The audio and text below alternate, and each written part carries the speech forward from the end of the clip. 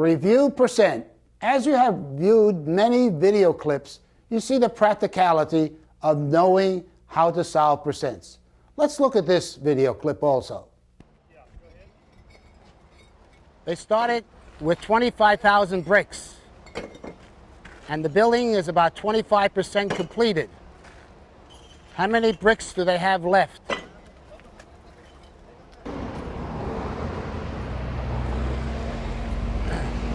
All right, the bricklayers began with 25,000 bricks. 25% of the building is completed. The question is, how many bricks are left? And so we have 25% here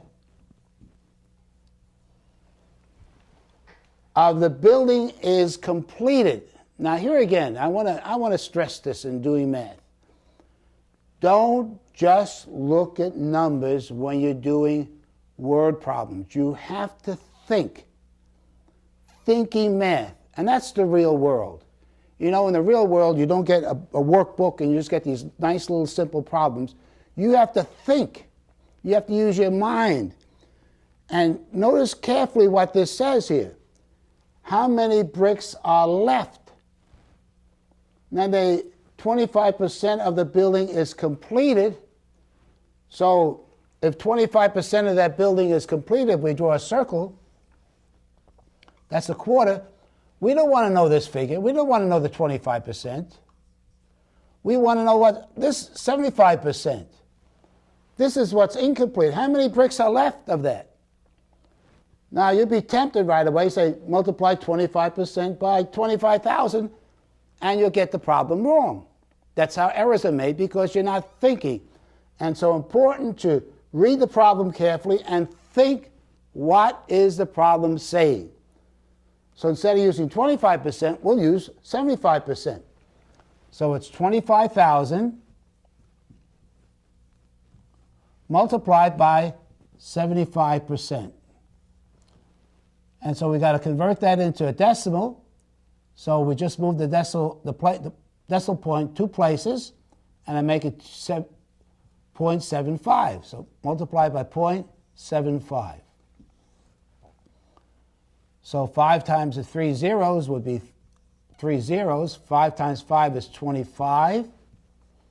5 times 2 is 10 plus 2 is 12. 7 times the 3 zeros would also be 3 zeros. 7 times 5 is 35. 7 times 2 is 14, plus 3 is 17. So it'd be 0, 0, 0, 5, 7, 8, 1.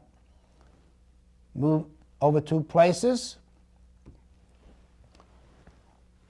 So there are 18,750 bricks left. That's what the question is. How many bricks are left? Now we can do that with a fraction also.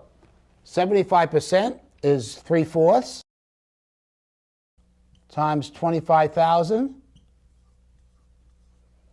over 1. 4 goes into 25, goes 6 times, so it'll be 6 and 1 left over. 4 goes into 10, 2, and that's 2 over. 4 goes into 25 times, so it's 3 times 6,250. Let's do that over here. 6,250 times 3, 0, 15, 7, 18. As you can see, we got the same number as over here. So if the 25% of the building is completed, there are 18,750 bricks that are left. This is a reenactment of the Civil War, where the southern and northern states in America between 1861 and 1865 fought against each other. Gettysburg is in Pennsylvania, 30 miles south of the state capital of Harrisburg and 9 miles north of the border of Maryland, which historically is known as the Mason-Dixon line and divided the North from the South. This is the flag for the North, the Union flag, And this is the flag for the South. In July of 1863, at the Battle of Gettysburg, 165,000 soldiers fought one another for 3 days. Over 30% of the soldiers were either wounded, captured, or killed. It was the costliest battle of the Civil War. It was during that war, in 1863, that President Abraham Lincoln signed the Declaration of Independence, making all slaves free. Question: how many soldiers were either wounded, captured, or killed during the Battle of Gettysburg? Let's do the math. All right, the soldiers for the North and South consisted of 165,000. Now, that's a lot of people fighting. Wounded, captured, or killed, imagine 30% of that number. The question is, how many soldiers were wounded, captured, or killed during the Battle of Gettysburg? So we have to multiply. Remember that chart? This is the part, this is the percent, times the total. This is the percentage, and this is the total. So we got to multiply 165,000 by 30%, but we can't do that. We have to convert that into a decimal, so it goes 1, 2, that would be 0.3, so it would be 0.3. Having a 0 after this is meaningless, so we just multiply the numbers here to be 0, 0, 0. 3 times 5 is 15. 3 times 6 is 18, 19. 3 times 1 is 3, plus 1 is 4. 1 decimal place.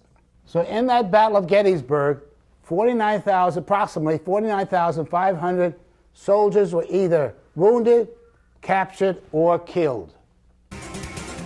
Please pause the video now and complete the problems in your workbook. When finished, press play, and we'll continue with the next lesson.